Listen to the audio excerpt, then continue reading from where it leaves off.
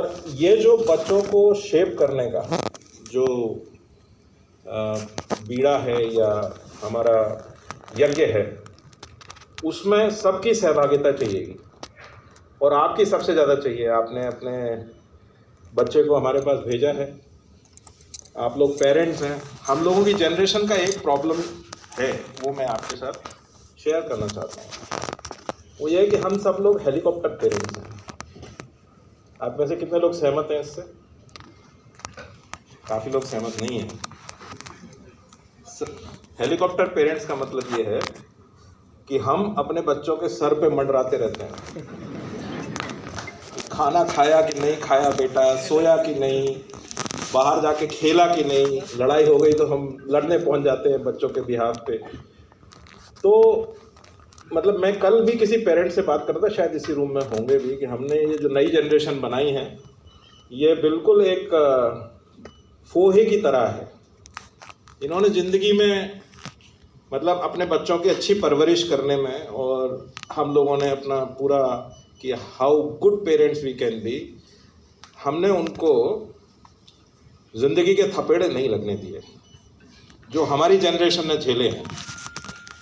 आप जाकर के अपने बचपन याद करिए, खूब मार कुटाई होती थी, खूब झगड़ा होता था। आपके बच्चे का किसी से झगड़ा हुआ तो हम लोग लड़ने पहुंचे हैं, है ना? तो उसका नतीजा क्या हुआ है कि हम लोगों की जनरेशन तो बहुत जोरदार है, सब लड़ाई वड़ाई करके हम लोग मजबूत बन के आए, लेकिन हमारे जो नेक्स्ट जनरेशन आई है ये बहुत सोफिस्टिकेटेड है।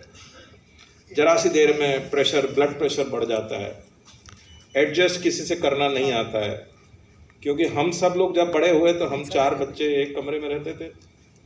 आज का बच्चा तो अपना प्राइवेसी की बात करता है, अपना कमरा चाहिए, है ना? तो ये सब चीज़ें हैं। तो उसकी वजह से बच्चों का जो साइकोलॉजिकल डेवलपमेंट है वो पढ़ने में रहे। जेईई कोई आसान एग्ज़ाम नहीं है। 10वीं क्लास के बाद हम उनका बचपन छीन लेते हैं, कोचिंग से घर, घर से कोचिंग।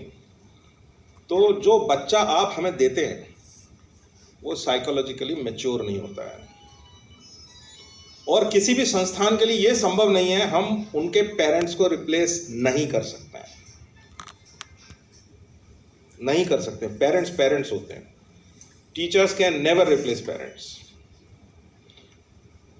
अब समस्या ये है कि हमें बच्चा मिला, हमें उसको इंजीनियर भी बनाना है, हमें उसकी देखभाल भी करनी है, हमें उसकी मेंटल वेलबींग भी देखनी है, हमें उसकी फिजिकल वेलबींग भी देखनी है।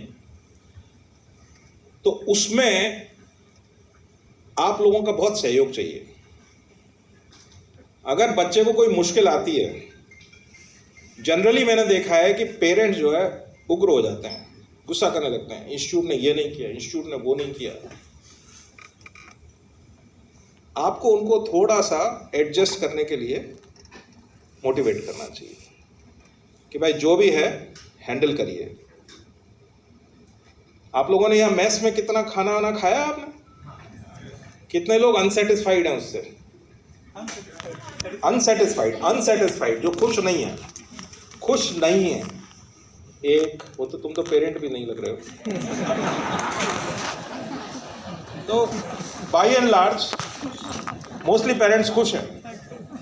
एंड मैं भी बता देता हूँ कि मैं IIT दिल्ली से पढ़ा हूँ। जोधपुर में जो खाना मिलता है मैं खुद कभी कभी खाने जाता हूँ, कभी वाइफ से झगड़ा होता है